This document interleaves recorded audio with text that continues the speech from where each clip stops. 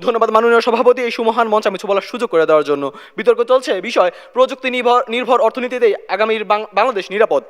মাননীয় সভাপতি আমার প্রতিপক্ষের প্রথম বক্তা বলে গেলেন আমরা নাকি সংজ্ঞায়ন স্পষ্ট করিনি, কিন্তু এখন আমার দলের প্রথম বক্তা যখন ভবিষ্যতের রূপরেখা আঁকছিল তারা ছিল আদিম যুগের ঘোর। এ দায় আমাদের নয়।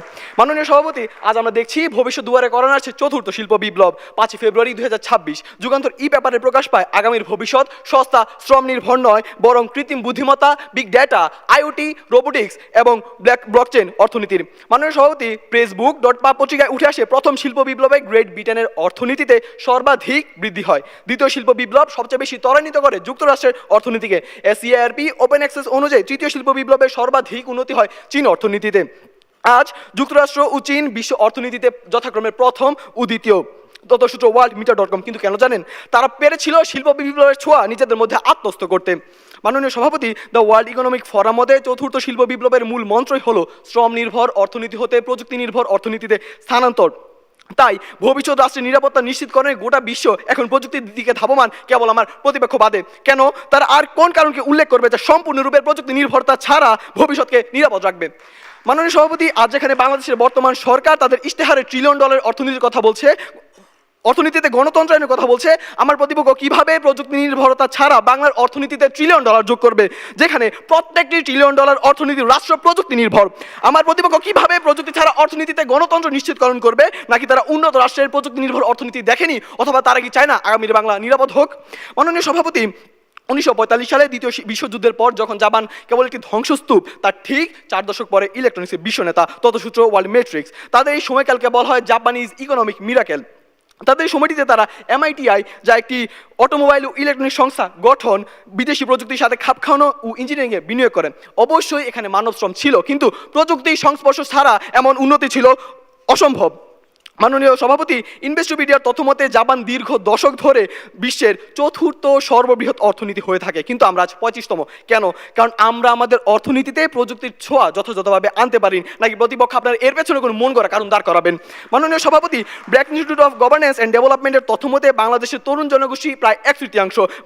UNFPA বাংলাদেশ অনুযায়ী বাংলাদেশ 60% ডেমোগ্রাফিক ডিভিডেন্ড বা জনমিতিক লভ্যাংশে আছে। কিন্তু প্রযুক্তির বৈশ্বিক প্রতিযোগিতা যদি আমরা প্রযুক্তিগত শিক্ষায় নিশ্চিত করতে না পারি, এই ডেমোগ্রাফিক ডিভিডেন্ড অচিরেই ডেমোগ্রাফিক ডিজাস্টারে পরিণত হবে। তাই কেবল প্রযুক্তিগত শিক্ষা নিশ্চিতকরণের মাধ্যমে তৈরি হচ্ছে লক্ষ যুবকের কর্মসংস্থান, উদ্যোক্তা এবং হ্রাস পাচ্ছে বেকারত্ব। এখন প্রতিপক্ষ এখানে কি আগামীর বাংলাদেশ নিরাপদ হচ্ছে না?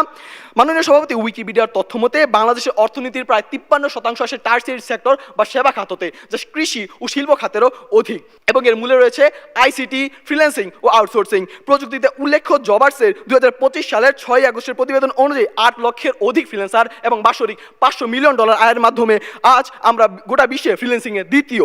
18 ফেব্রুয়ারি 2026 দ্য ডেইলি স্টারের প্রতিবেদন অনুযায়ী ICT রপ্তানি 14% বৃদ্ধির মাধ্যমে $269.84 মিলিয়ন পৌঁছায়। বেসিস সফট এক্সপো এর মতে এটি $20 বিলিয়ন পৌঁছাতে পারে যদি সরকার এবং প্রযুক্তি শিল্প একসাথে কাজ করে। এভাবে তরুণদের প্রযুক্তিতে দক্ষ করে শ্রম নির্ভর রেমিটেন্স ছাড়া প্রযুক্তিতে দক্ষ মানব সম্পদের রেমিটেন্স অর্জনে আমরা সক্ষম। এখন প্রতিপক্ষের নিকট প্রশ্ন, প্রযুক্তি নির্ভরতা ছাড়া আর কোন মাধ্যম অর্থনীতিতে এরূপ অবদান রাখতে পারে? মাননীয় সভাপতি প্রযুক্তি যে কেবল IT সেক্টরে সীমাবদ্ধ তা নয়। আমার প্রতিপক্ষ বলেন বাংলাদেশ নাকি বৈদেশিক বিনিয়োগ আসে না। আজ বাংলাদেশে আছে স্যামসাং, LG এর মতো ম্যানুফ্যাকচারিং কোম্পানি, ওয়ালটন আজ বিদেশের মাটিতে। এতে আমরা পাচ্ছি বৈদেশিক বিনিয়োগ ও হচ্ছে প্রযুক্তি স্থানান্তর। কৃষি থেকে শিল্প সর্বক্ষেত্রে প্রযুক্তির ব্যবহার, উৎপাদনশীলতা ও রপ্তানিতে বাংলাদেশ আজ শীর্ষে, যখন 2000 সালের আগেও ছিল পিছিয়ে, এবং তৈরি হচ্ছে অসংখ্য কর্মসংস্থান। এভাবে প্রযুক্তি স্থানান্তর ও রপ্তানি বৃদ্ধির মাধ্যমে বাংলাদেশের আন্তর্জাতিক সাপ্লাই চেইন আরও পোক্ত হচ্ছে। আমরা নাম লিখে দিতে পারছি বৈশ্বিক প্রতিযোগিতায়। তবে প্রতিপক্ষ আমরা কি এখানে উল্লেখযোগ্যভাবে বিশ্ব মানচিত্রে আমাদের স্থান নিরাপদ করছি না? মাননীয় সভাপতি আমি প্রতিপক্ষের প্রথম বক্তাকে বলছি, আপনি যে বাজেটের কথা বলেন এই তথ্যগুলো আপনি কোথা থেকে জানলেন? আপনার যে কনসার্ন, এই কনসার্ন আসলো কিভাবে? প্রযুক্তির মাধ্যমে। তাই প্রতিপক্ষ কিঞ্চিত প্রযুক্তির আদিম যুগ হতে বেরিয়ে এসে আগামীর বাংলার নিরাপত্তার কথা চিন্তা করতে শিখুন। ধন্যবাদ মাননীয় সভাপতি, ধন্যবাদ সকলকে।